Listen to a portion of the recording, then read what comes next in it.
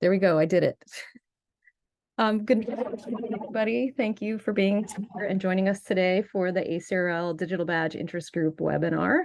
My name is Emily Rimland. I am a librarian at Penn State, and I'm the current convener of this Digital Badge Interest Group. Today, if you didn't know, is National Comfy Day. So a few years ago, our group sort of started this tradition where we find an interesting national holiday and use that as our theme for our slides. So today I picked National Comfy Day, and you'll see my slides are themed in that way for today. Also, they were generated by AI, so you may notice some interesting things about them if you look closely. So again, we're really glad you're here today and joining us. I just have a few sort of introductory things to go over before we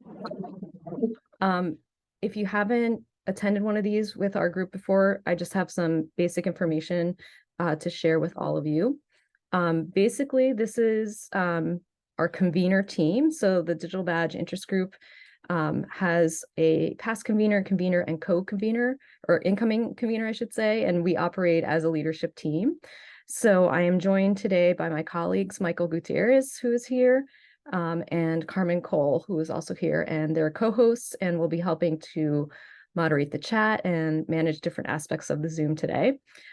Please feel free to reach out to us if you have any questions or you have a topic you'd like us to present about, something you'd like to hear more about. And we're going to be looking for a new incoming convener soon. So if you're interested in this topic, I would encourage you to reach out to us proactively, or you can look for our call for that will be going out pretty soon.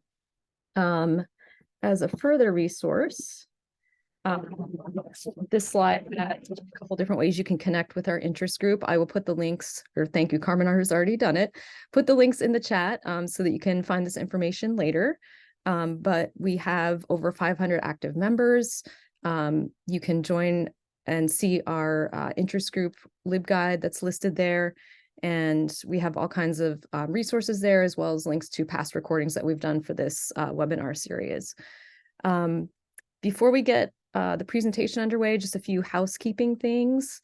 Please remember to mute your microphone if you're not speaking. You can ask your questions via the chat, and Michael's going to be moderating that. We'll be kind of collecting them for when we have question points. There is a live transcript of this session today, so you can click on that in your Zoom menu if you would like to use that, as well as the captions. And we also are recording this, and it will be available on the ACRL YouTube channel after the session if you would like to reference it. So one last plug to join our group. And like I said, these links are in the chat. You can connect through ALA Connect. You do not need to be an ALA member to make a free account so that you get our posts to our listservs and things like that. And there's also the LibGuide that I already mentioned. So with that, on to today's webinar, onto our program today. It is titled Empowering the Career Readiness of University of Texas System Learners Through Integrating Industry Recognized Credentials Within Undergraduate Experience. And I'm really excited to welcome our guest speaker today, Kelvin Bentley, who's with us. And he is the program manager for the Texas Credentials for the Future. I especially want to thank Calvin because I basically cold called him or cold emailed him after I saw his article, or not his article, but he was referenced in an article in Inside Higher Ed this program sounded really just interesting. We wanted to know more and invited him to be our speaker today because it just sounded like this would be a great topic for our webinar series. So I want to welcome Kelvin and thank him for being here today. And without further ado, I will turn it over to you. Oh, thank you so much, Emily. And I'm really glad that you reached out. Your introductory slides reminded me of all the things that I want to continue to do to grow our micro-credentialing community of practice group within the University of Texas. And so I need to schedule more time with you and Carmen and Michael to kind of talk about how to do that. More YouTube videos too for some of our previous webinars. So love to to have further conversations. But thank you all for being here. I know our time together will go by fairly quickly. Carmen, thank you for posting the link to the article. Just really excited about the potential of this program called Texas Credentials for the Future. Let me share my screen. And the time that we have together will go by fairly quickly. So if I need to speed up, I will. I'll also, afterwards, Emily, I'll send a PDF copy of the notes, just so that those can be distributed as well. And why don't we get right into it? And feel free to ask questions. If we don't get to your questions today, feel free to email me. I'll one of my last slides will just be a couple ways you can get a hold of me. So really today, I'd like to just provide kind of an overview of what is Texas Credentials for the Future. This is an initiative specifically within the University of Texas system. And I'll talk about that and the work. Really, we'll talk today. I'll talk with you about just our micro-credentialing efforts, which, interesting enough, are really focused more on industry-recognized credentials. And so we'll get into that. But our focus is really trying to find a way to help students, complete the requisite courses in Coursera that would allow them to earn, let's say, a Google cert in data analytics, or a Meta cert in social marketing, or an IBM cert in data analytics, or other cybersecurity, or Google's cybersecurity micro-credentials. So really our hope is that the combo platter of a traditional undergraduate degree or graduate degree together with the technical skills, right? So the traditional education provides durable skills. Hopefully we can pair those durable skills with technical skills from the micro-credentials that industry is creating for us. And then hopefully that will help students stand apart from from others who don't have the technical background that they're pairing with an undergraduate degree. So I guess really before I get into the Texas Credentials for the Future, just a quick overview. The University of Texas system is really made up of at least 14 institutions, 9 academic universities. We also have 5 health institutions as well. So it's a very large system because, as they say in Texas, we do it bigger and somewhat better in Texas in terms of certain things. Even some of our community college districts are rather large. This slide just provides an overview of just our size. So we have over 250,000 students. We acquired actually a new university, Stephen F. Austin State University, joined our system just over the summer. So we were 8 universities in terms of academic universities. Now we're up to 9. We primarily serve a very large Hispanic population across the state, and a large majority of our students are women. And so we're very diverse in various ways. And it's just been a pleasure for me to work with the University of Texas System office in our Office of Academic Affairs, which is located in Austin. I'm actually originally from Michigan, so I'm a Michigander who's lived in Pennsylvania, Portland, Oregon. I've lived in a lot of different places, but definitely enjoying the Austin area. And if you ever come to visit, let me know. I have tips in terms of where you can go for food and more food. But why don't we get into what is Texas Credentials for the Future? So in the higher ed article that Emily referenced, the article really kind of just goes into more detail about our initiative. But what I can tell you is that a couple of years ago, our Chancellor, J.B. Milliken, really wanted us to take more time and effort to look internally as a system to determine in what ways are we really preparing our students for the world of work. Our traditional degree programs are great, but as we know in higher education, it can be challenging to kind of for higher ed to innovate and to provide students with access to knowledge that is ever changing so quickly, especially technical skills. And we also know that there are just ongoing challenges right now in the world of work, right, in terms of skill gaps. Certain jobs are being displaced by the advent of artificial intelligence. And then also we're dealing with, I'm sure some of you have seen different articles about public confidence in higher education waning a bit because the costs continue to rise. And then, of course, there are concerns that maybe not all of our students are as well prepared for the world of work as they could be based on employer surveys and things like that. So, so back in May of 2020, our chancellor really took some initiative, helped to form a task force called Texas Credentials for the Futures Task Force, which then eventually became a steering committee within the system. So some initial conversations were held really for us to start looking at data, so what do we know about our students, our alumni after they graduate?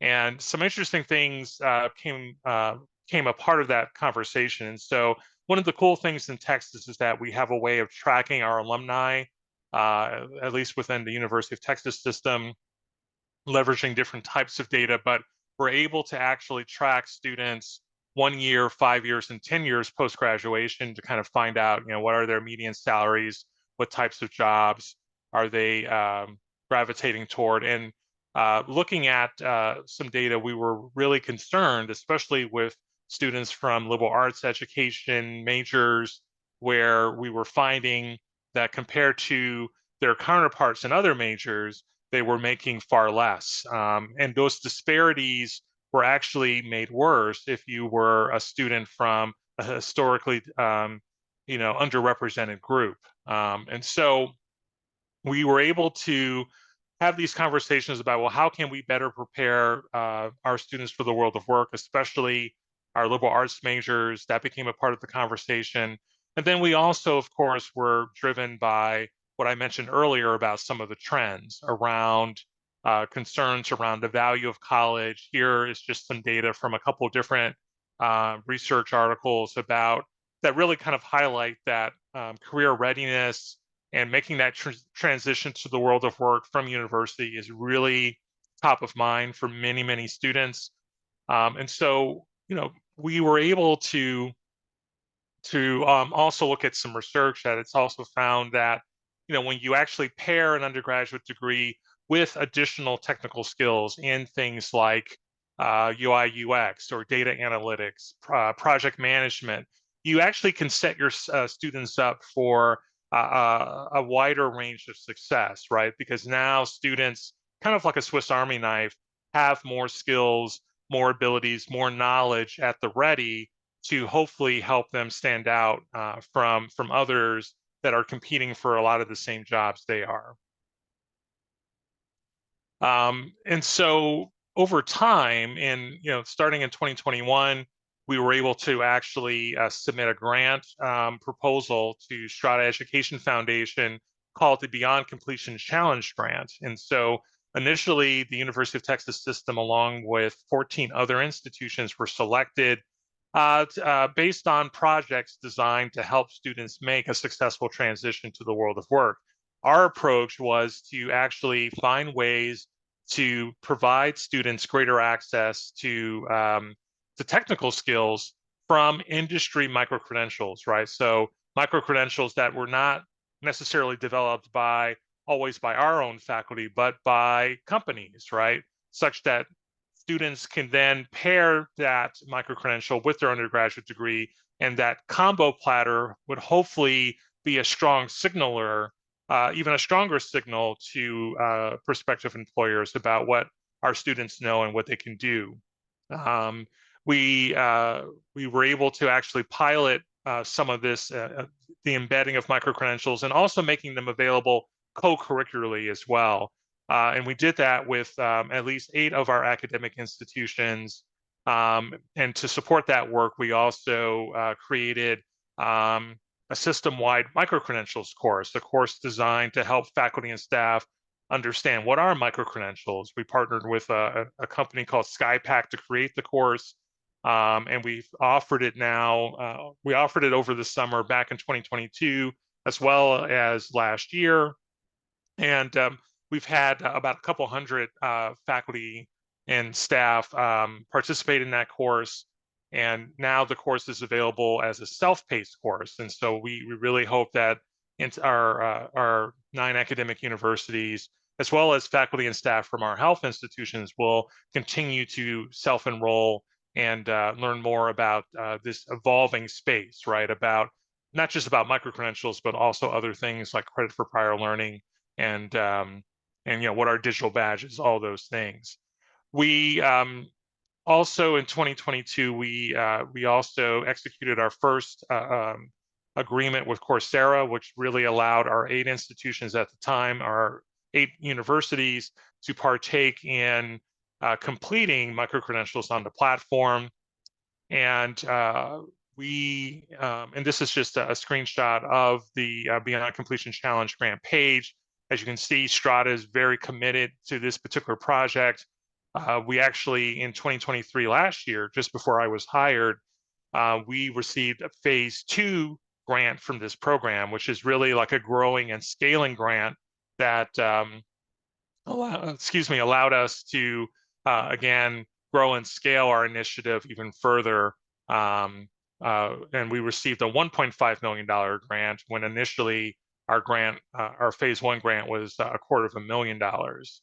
And so here in this particular, on this particular slide, you'll see these are just some of the quick wins that we had. We were able to really work with our campuses to redesign 19 undergraduate programs where industry recognized credentials were embedded. Faculty, for example, using our grant funds were incentivized to go through our micro-credentials course training, and they also received additional supports from project leads at their campuses to do this work. They were given, of course, access to Coursera that they could then share with their students. And so we definitely saw a positive uptick in enrollments, as well as students completing micro-credentials initially. And this work continues, into 2024. And so, and also students are telling us that they really feel that this is the way to go. That again, pairing a traditional degree, the durable skills there with the technical skills from a micro-credential has value to them. I'll talk a little bit later, if I have time, about how we're going to actually track students over time to really see if that bears fruit, because that is a working hypothesis for us. And even though MC Burning Glass did some survey work asking students from different majors, and that's the slide that I showed earlier, what types of, did you actually have positive job outcomes when you were able to get a Google cert? We need to find that, we need to validate that ourselves as a system. And I'll tell you a little bit about that. But here in this slide, you'll just see what's coming next for us. Given that we have this phase 2 grant, we have, we've made our micro-credentialing course self-paced so that it's really easy for faculty and staff to sign up for that. I should say that given the phase 2 grant, each of the 8 campuses initially that we worked with received $80,000 for 3 years to help incentivize faculty and staff to, again, participate in that course and to also embed micro-credentials in courses. And so that incentive definitely helped a bit. And our hope is that our campuses, in terms of the sustainability plan, will continue to find ways to incentivize faculty, once our grant ends. It's a 3-year grant that started again last year. It'll end at the end of 2025. And what I should also say is that in addition to grant funding, because of some of the positive outcomes we've achieved so far, our system, again, and I'm very thankful for our Chief of Staff of the Office of Academic Affairs, Lydia Riley, Dr. Archie Holmes, who's our Executive VP for Academic Affairs, and then our Chancellor, Board of Regents, they all work together to also secure additional funding, which basically allowed us in July of last year to redo our contract with Coursera to expand it so that any student, any alum, any faculty member or staff now has access to what is called Coursera's Career Academy. So this is really kind of a curated set of at least 40 professional certificates on the Coursera platform. And it's a growing catalog. And so it includes the Google certs that many of our students were attracted to when we first started this work, but it also includes additional professional certificates from other providers like Meta, IBM, CVS, and others. And so our new contract allows for that. But again, that's because our Board of Regents and our Chancellor really has provided us additional support. We also received support to purchase a product called Stepping Blocks, which I can, again, talk a little bit about later. It'll allow us actually on a more granular level to track our alumni using publicly available data about them from LinkedIn and other publicly available sites. And think of it as almost like a data scraper, data analytics tool. So it will help you to also estimate the mean salaries of your alumni, leveraging, again, publicly available information that students or your alumni are posting about themselves. We're also leveraging some grant funds from the CALE stands for the Council for Adult Experiential Learning. So another part of our grant is capacity building and support. So in addition to the micro-credential course that I referenced earlier, we're also working with CALE to help educate faculty and staff about credit for prior learning. Some folks within our system know about CPL and do it as a part of their jobs, but there are many others who don't. And because we're talking about micro-credentialing work, we wanted our campuses to be prepared to potentially offer students credit for this work, especially in those cases where the industry recognized credential is being offered outside of credit-bearing courses, right? And so we've started, there's already been some workshops that representatives from some of the campuses who will be leading CPL initiatives locally have already participated in, and there's some more workshops that we're adding to the schedule as well. Okay, again, some slides I'll just skip through, but this is our press release about the $1.5 million Strata grant that we received, and again, very thankful to Strata and all of their support and guidance. Here's our big hairy goal, and so doing all of this work, what we're trying to do is really, with our phase 2 grant, have a wider impact, right? So our big hairy goal is that at least 30,000 students will earn a skill badge through industry recognized credentials. We are also working with campuses who want to leverage maybe more micro credentials that they are creating. And so there is some of that work going on as well, and we'll be tracking that to and leveraging some of that data to help us get to that 30,000 big hairy goal as well. And then our goal too is just to, over time, using the Stepping Blocks tool that I referenced, track students over time. And this work is very different from, I think, what other schools have maybe done in the past. To be honest with you, it's unclear how campuses are really tracking students who earn a micro-credential.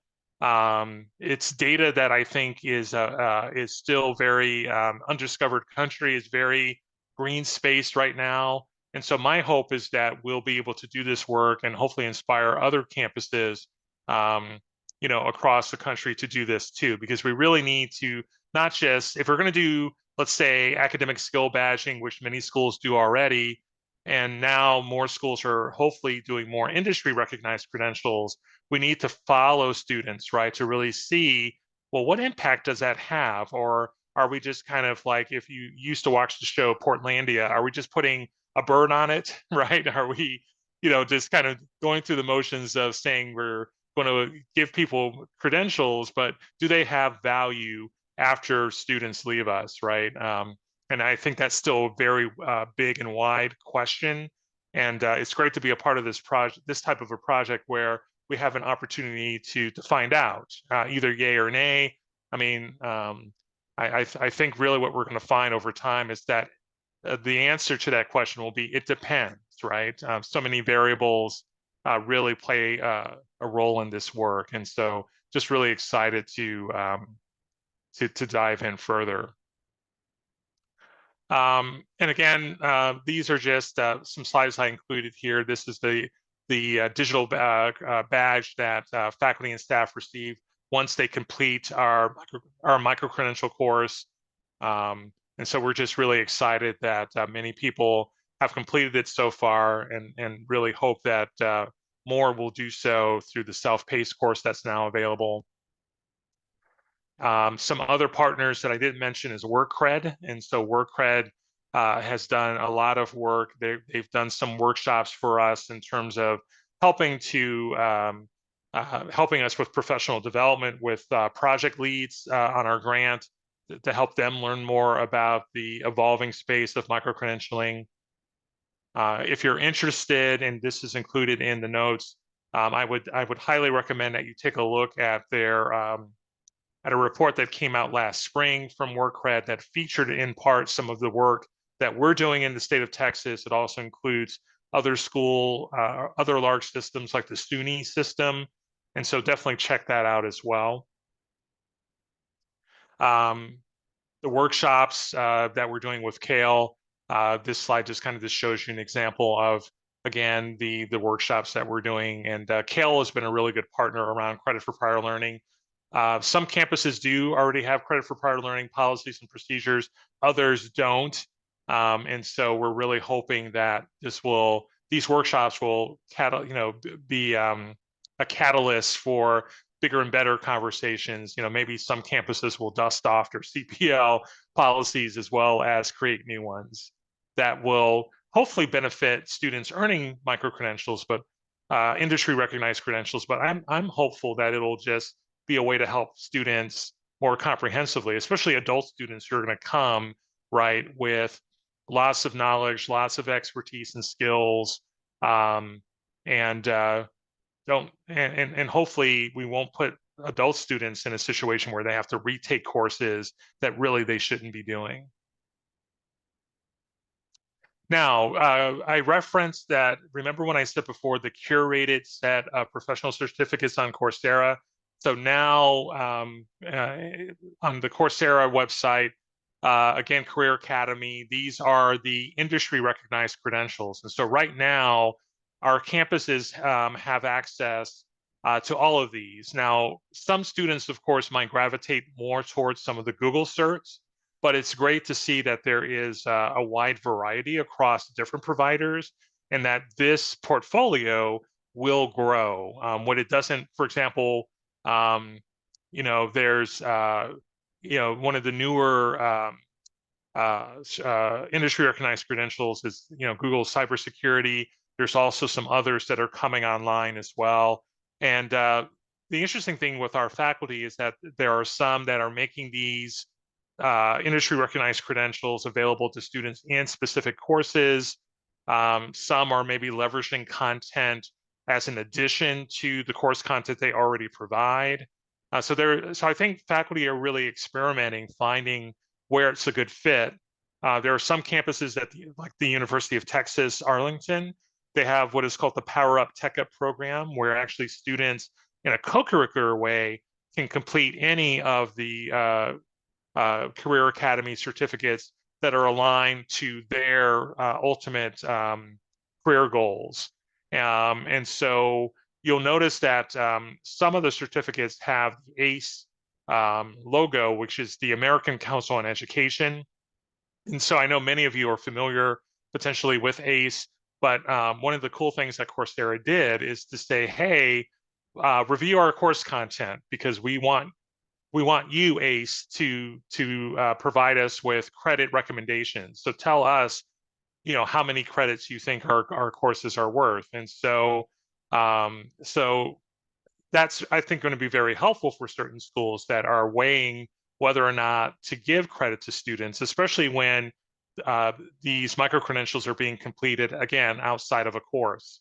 Or maybe students, for example, are, again, transfer students, let's say, are coming into a campus and saying, hey, I've already completed this UX design certificate from Google. Are you going to give me any credit for it? And so because of these ACE recommendations, schools can maybe, consider that in their decisions. Our schools, I think, have done a really good job of starting to market the availability of the industry recognized credentials on their websites. And so these are just examples that show you that work. And so every campus is just trying to find a way to do that. On the top right, you'll notice even, it's kind of hard to see, but University of Texas, Dallas even has information about the Coursera Career Academy micro-credentials via their learning management platform. And so, I think campuses are just trying to find the right ways to market the availability of the certificates to their students in ways that make sense to them. Students are also, campuses are also, I think, doing a really good job of starting to market the availability of Coursera Career Academy as well. So this is just like an example of data from UT Austin, where they definitely found a strong interest among their students, once they sent out marketing materials. And I don't know, let me see, there's also this video as well. I don't know if I can do this, but let me just see if I can actually play just a portion of this just to show you some of the work being done at UT Austin in this work. And I don't know, I think what I need to do is, yeah, I may not be able to share this video with you, but I will include a link to it because I know, I think some of you will probably be, very interested in that as well. So, oh, here we go. I think I found the right button. Okay, let's try that again. A lot of my teaching assistants colleagues as well, they decided to be teachers. So they went back to school. But I said, if they can do it, I can do it too.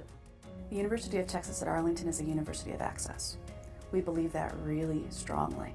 We offer world-class education at a really good price. And what that means is we have a lot of first-generation students. We reach a lot of communities that maybe didn't have a ton of access to higher ed. The University of Texas at Arlington prides itself as being among the most diverse four-year institutions in the country, with a population that is 60% students of color, 40% Pell Grant eligible, and more than 50% first-generation college students. I had to get my GED. I was scared, but I knew I needed it, so I had to take it and pass it, then sign up for college.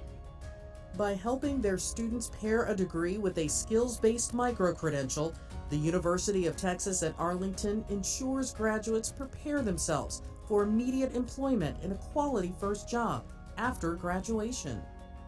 We are interested in educating our students beyond the classroom, beyond their degree, and make them more competitive in launching their careers once they graduate from UTA. And then they leave the class not only with the grade, not only with credit toward graduation, but also with the certification. Getting the skills credentials to our students is a way to even out the playing field and really diversify in an inclusive manner, reach out to all of our students so that they can build successful careers and be even happier with their higher education experience. The hardest part was not giving up. Education to me means better opportunity.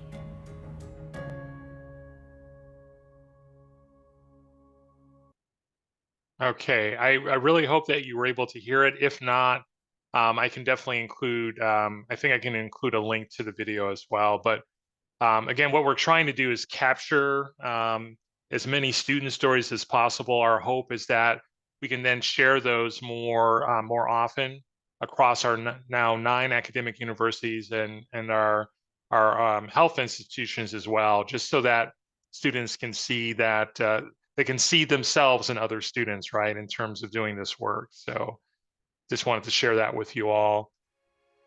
And oh, okay. And so another part of this work too with our grant is that we included some monies to cover a digital credential wallet and comprehensive learner record pilot. And so what we want to be able to do, I think one thing that's very interesting in this work is that when we talk about skills, I think there's a great opportunity to help students then really have a better understanding of what they know and what they can do. But of course, the traditional transcript is the traditional transcript. I actually looked at mine from long time ago, and it's not very user friendly. It's really hard to see. Like the font is like 2 or 3 point font, and I'm in my 50s now, and that's just really too hard to see. And so, one of the things we want to be able to do, I think, with our pilot is help students be a better storyteller of all the skills and knowledge that they are mastering, right? And so we decided to partner with a really great company called Territorium to do basically to give students a way to save any of their digital badges that they're earning from completing Coursera courses all in one centralized place. And this wallet will be with students forever, right? So even after the pilot, because of the technology that Territorium uses, students, even after they leave us, will have access to their digital badges from courses, from micro-credentials. Some campuses are even thinking about, finding other ways in which, students can leverage the digital wallet. And so we're really excited about making this available to the students who are pursuing their micro-credentials, not just from industry providers on the Coursera platform. Our hope is that some of our campuses will also allow students to, take digital badges that they're earning from academic courses and save them to their digital wallet as well. So really cool things. Now, Hey, Kelvin. Yeah, go ahead. Kelvin, this is Michael. We have a question along those lines from Danny Sure. Feinberg. And he says, where are these credentials being placed by students, staff, and faculty acquiring them? LinkedIn or on diplomas or on electronic resumes? So with this digital wallet, what other places might they be included? Yeah, no, that's a great question. So what I can share with you is that when a student completes a micro-credential through the Coursera platform within within Career Academy, what typically happens is that students receive a link, and then that link takes them to a page where it shows off the courses that they've completed, and also there's an image of the micro-credential that they've earned. Let's say a Google cert in data analytics. And from that page, there's a link that students can then bring into their LinkedIn platform, such that if you click the link, you can see the digital badge. Well, they can see a copy, like a PDF version of, or the image of the micro-credential that they earned. Unfortunately, there's not currently a way directly for students to actually create like a verifiable credential, right? With all the metadata in the ways that we think about what a verifiable credential is. So there is a way to save that link that I referenced on LinkedIn, but what we want to be able to do is go a step further and provide students a way to actually have a verifiable credential, which then gives them even more learner agency than just a simple link that can be posted to LinkedIn or to, let's say, another website like LinkedIn. I hope that answers the question. Thanks, Kelvin. Sure. I know I definitely want to make sure that I'm saving enough time for questions. Some research questions that we will be, again, tracking. I kind of gave you a sense that a longitudinal analysis will be taking place. But before that, one thing that we're really interested in is asking students, what perceptions do you have overall of the industry recognized credentials you are completing, right? Are those perceptions better than a comparison group of students who maybe did not complete those credentials?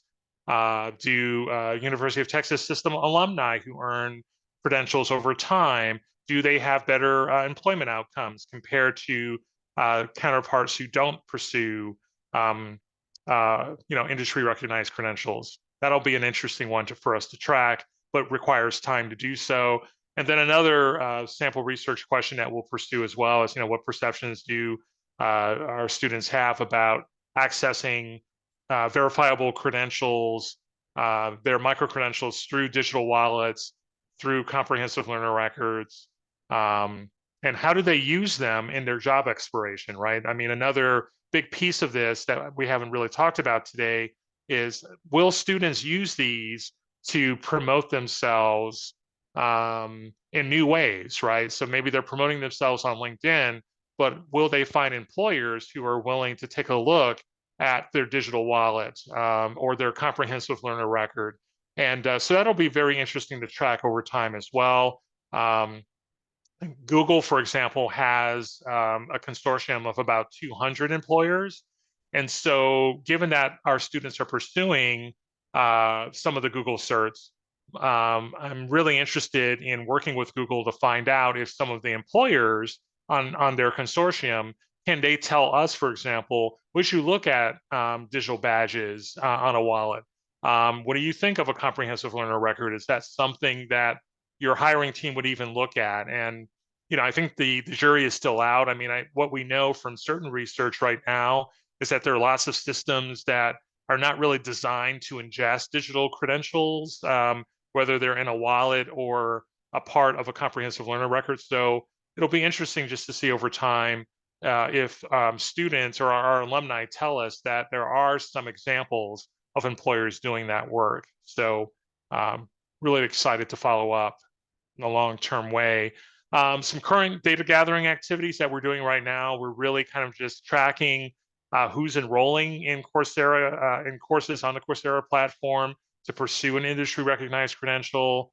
We're also asking our grant leads on each of our 9 academic universities what faculty are maybe developing their own micro credentials, and then how many students are earning academic skill badges.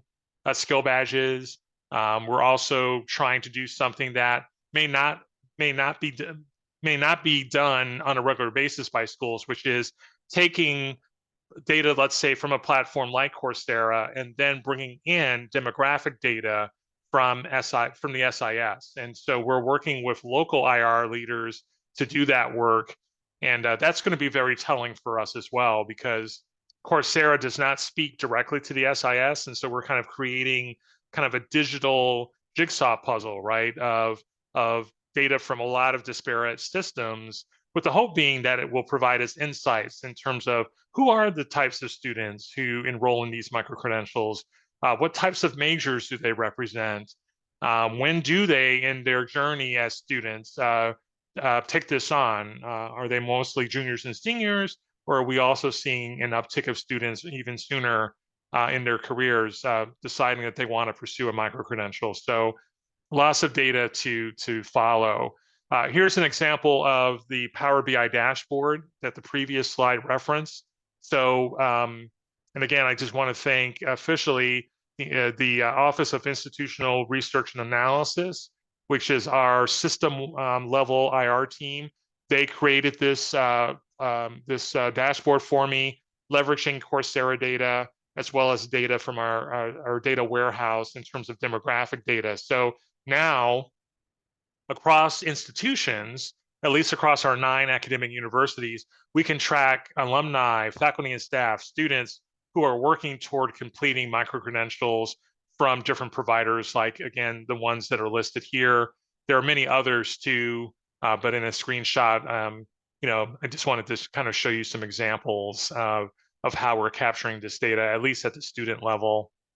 And then we're also leveraging data on a quarterly basis, pulling in demographic data for whoever is in our data snapshot, every fall, every spring, every summer, and so on. So what we're trying to do is also validate the identities of the students on the Coursera platform, and then matching those students with their demographic data, so that we have a much richer profile for these students that we can then study and learn from. And we're also, of course, leveraging that demographic data. It gives us a chance to, again, see who our students are who are pursuing these different course specializations, which are really, that's just a fancy name for the industry recognized credential pathways that our students are pursuing. And so we're going to be leveraging demographic data to kind of track that as well. And then some upcoming things that we're going to be doing are these things, right? Online surveys, and then also using Stepping Blocks Alumni Link to track UT microcredential learners to determine their job outcomes over time.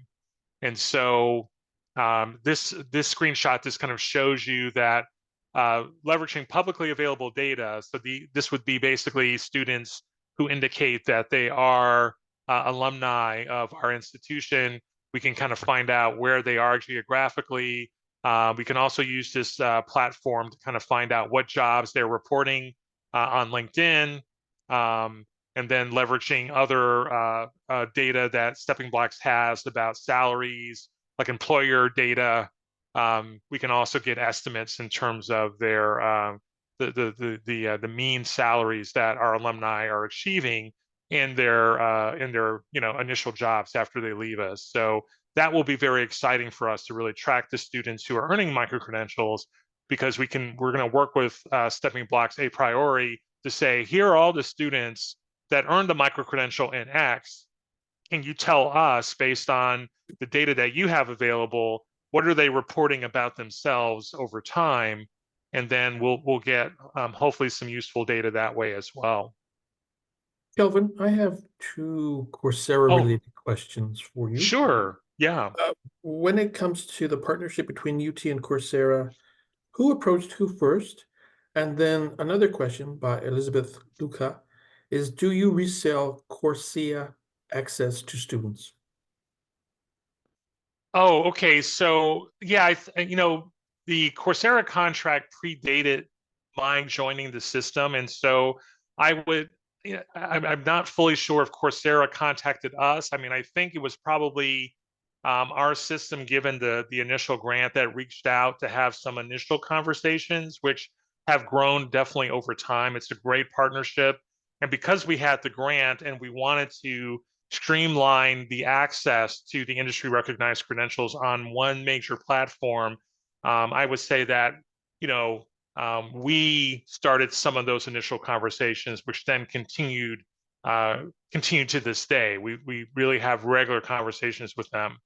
The second question about student data, Coursera has been an excellent partner. They don't share or reshare any of student data with anyone else.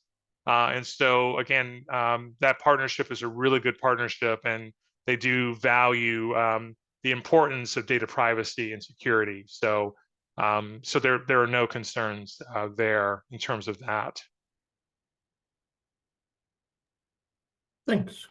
Sure. No, great questions. And for those of you who are interested, I know many of you, and I apologize, because all of you are excellent librarians, and so many of you already have very similar ways, probably much more streamlined than my ways of kind of curating content on microcredentials and just the ecosystem.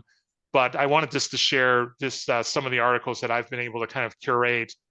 Feel free, maybe you'll find some too that you may want to add to some of your library guides, or just to read up on your own. It covers things like microcredentials, learner employment records, credit for prior learning, and it's an evolving list of resources. And I kind of selfishly created this for myself because I'm newer to this space and just wanted to find a centralized way of kind of organizing this content. So feel free to check that out. And then would love for those of you who are interested. I mean, we also started similar to you, because you have your digital badge interest group. We created for the University of Texas system our own community of practice, but we would love to learn from you as well. And so feel free to use this QRL or the tiny URL to join us. We have some webinars coming up with great guest speakers, and would love to have you. Maybe also some of you, might have suggestions for us in terms of guest speakers, and so feel free to join us. And again, I learn more doing this work by making as many connections as possible. So would love to hear from you. And if you ever want to reach out to learn more about our work, feel free to email me. Or you can also use my Calendly link. That's a great way to secure one-on-one time for us to chat. And so what I'll do is maybe pause there and just see if there are any remaining questions. I hope this was useful on some level. What I would say is that, because you're probably thinking, oh, well, the University of Texas received this amount of money for a grant, or they received additional monies to do these things.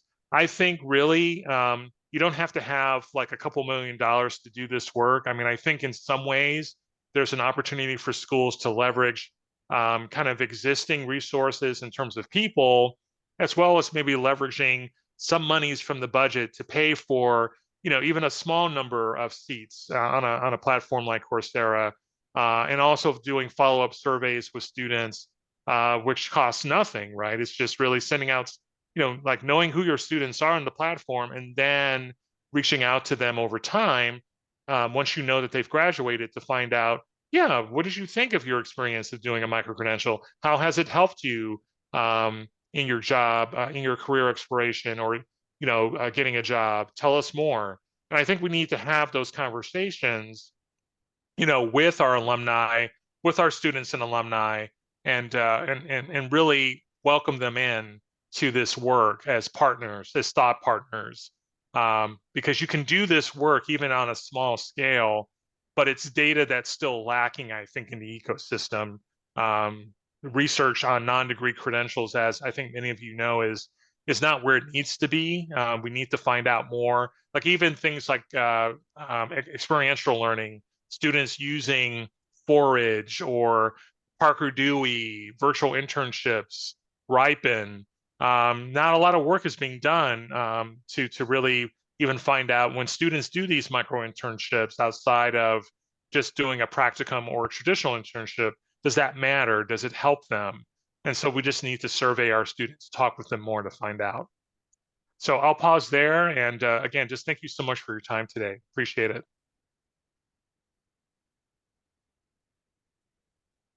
And I'll stop sharing my screen.